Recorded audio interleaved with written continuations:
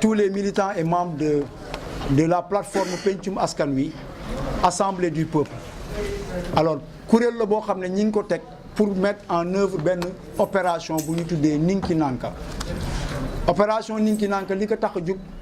mooy jëmmal askan wi ba mu mel ni ngelaw loo xam ne lu ma fa fekk dina ko fël. Ninki Nanka rab la boo xam ne bu génnee ku ko gis dee. C'est de la métaphore certes,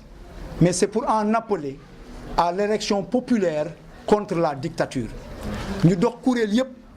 ba ñu noppee seetlu ni ñu yoree réew mi depuis bi ñu fi jugee ci 2011 2012 xeex bu metti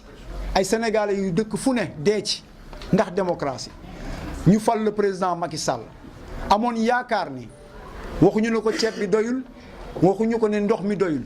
mais jaay doole ak noot askan wi nga xamante ni dañ ko seetlu woon ci régime yi fi passé yëpp moom lañ bëgg mu dakk mu giiñ mu waat mu jël kàddu ne dina ko wéyal ak ñun. Malheureusement li waa ji naan furaas daal di xëddem promettre la rupture et la gestion sobre et transparente de nos ressources publiques ñu gis tey la waalo gën a aay aucune transparence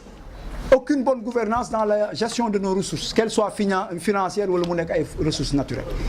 bu giiñee ne damay dem ndeyjoor xool ko sa càmmoñ parce que fa nga koy fekk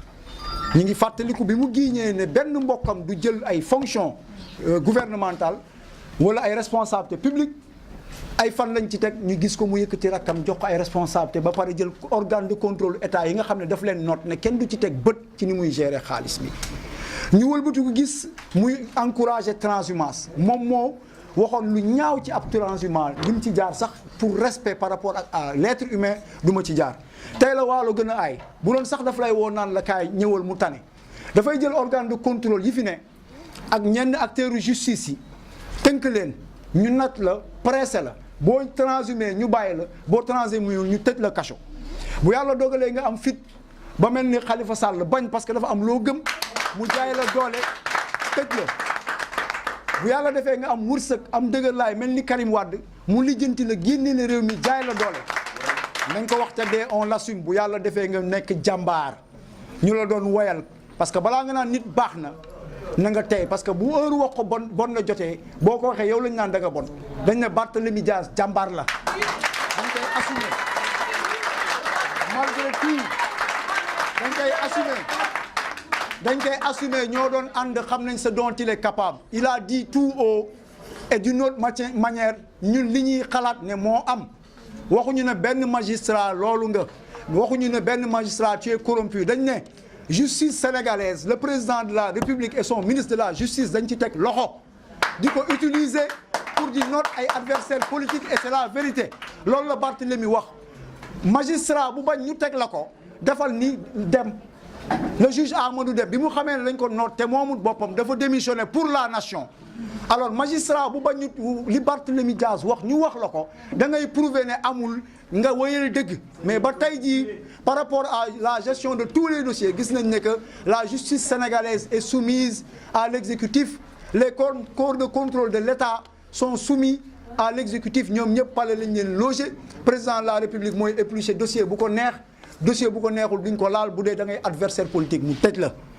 ñu gis ne que ci processus électoral bi gars yi wax nañ seen ay préoccupations je l'ai dit je l'ai toujours redit la COS M23 pencum askan wi faraluñu Demba faraluñu Samba dëgg la ñuy wër ci lëndëm ba jot ko bu ñu ko jotee dañ koy téye te jàpp nañ ne président de la République nekkul ci dëgg tey jii opposition du Sénégal ku ko mënti incarner yaa nekk ci dëgg